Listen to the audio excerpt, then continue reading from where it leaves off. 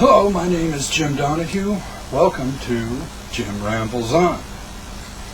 I want to try and keep these videos to 10 minutes each, which is 5 of these. As I said, my name is Jim Donahue. I'm an old school sign painter. I'm a Christian. I was a creationist before I was a Christian. One led to the other. I can speak faster than I can type. Not only that, this will allow for the inclusion of a lot of visuals and how-to things, and maybe even some shameless self-promotion. The company I'm starting.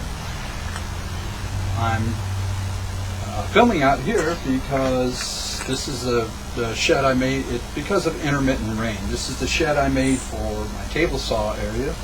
Table saw top here, and it'll keep us in the dry. And you get some of the lovely East Tennessee verdant green in the background. Anyway, the sign. It's hand painted, hand drawn, hand painted. Sinners welcome. Of course, I want people to come around, hear the occasional things about religion or the gospel of Christ. Saints tolerated. Christians have a tendency, in this day and age, there's so much heresy and dark tactics coming into our world. It's all over. We're saturated in it. And so Christians have a tendency to see heresy under every rock. And you say something that could be this or could be that, and they'll jump on your case. Well, look, I've been a Christian for 30 years. Just wait and see what I'm saying. A really good example would be if I went out and asked 10 people, true or false, some mammals are warm-blooded. I think a lot of people would, get a little ticked off and say, hey, wait a minute, buddy, you're trying to trick people. Everybody knows that all mammals are warm-blooded. And it's like, okay, hold on, chill out. In a strictly logical sense, some mammals is a subset of all mammals. Okay, so it's true that some mammals are warm-blooded. It's also true that all mammals are warm-blooded. Okay, so when you see something I say that could be, leading to something heretic, just chill out and wait to see everything you're saying. Okay, now, been out of high school for a long time. If you're somebody who recognizes me from that time, 45 years ago, 40 years ago, same name, different guy. Jesus Christ gave me a new life, and it really is different. Now, I can't expect people to say, I want to say right now, I started drinking heavily, using hard drugs, and got in a life of violence and crime when I was 13 years old, and it went on for years. It's not my place to tell somebody, oh, you should be over that. You should not be hurting anymore. You should be, whoever I've offended or, committed crimes against or whatever. It's not my place to say, time's up, you should be over that by now, or you shouldn't feel so bad, or whatever the thing is. I don't think it's my place to say that. I do know that there comes a certain point where it's going to hurt them more than it hurts me. Another interesting note is that the people who are actually involved, they're all living kind of a rough life, and they're either dead or really don't care that much. If you talk to them, it's always the people who weren't directly involved, who hold a grudge for 40 years or something. It's interesting, but I really don't have time to deal with it. I have to live with who I am and what I've done. But there comes a point, no matter how bad you feel, there comes a point where you realize it's pivotal. It's like live or die. And I'm not suggesting that anybody go and kill themselves. I don't want you to do that. But you have to live.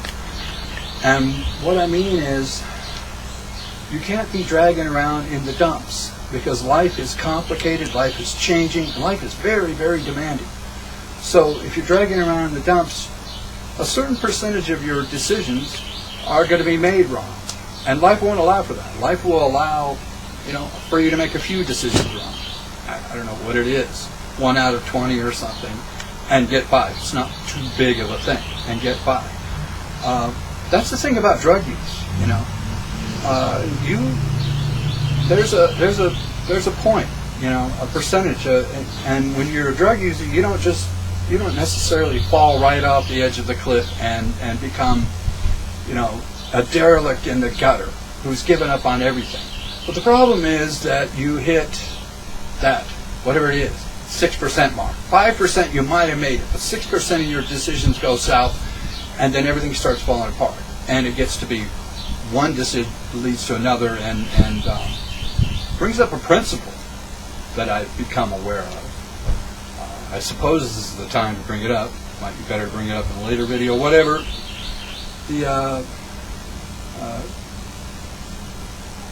But it's something about the dilemma options.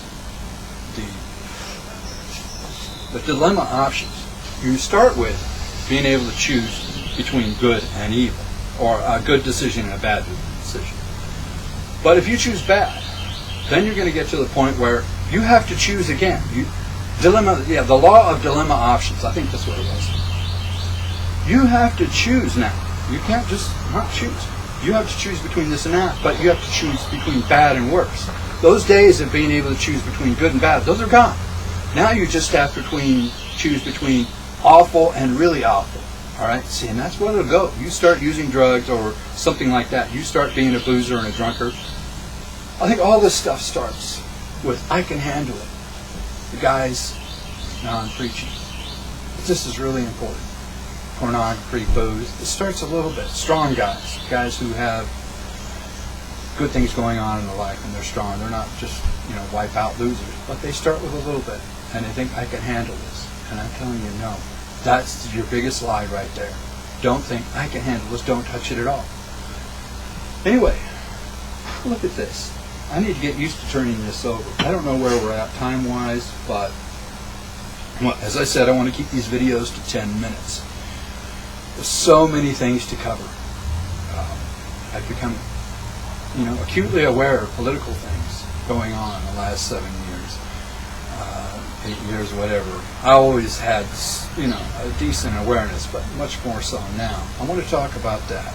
I want to talk about how-to things, historic things. I really like old-timey things, and some of them are actually practical enough to use this day and age.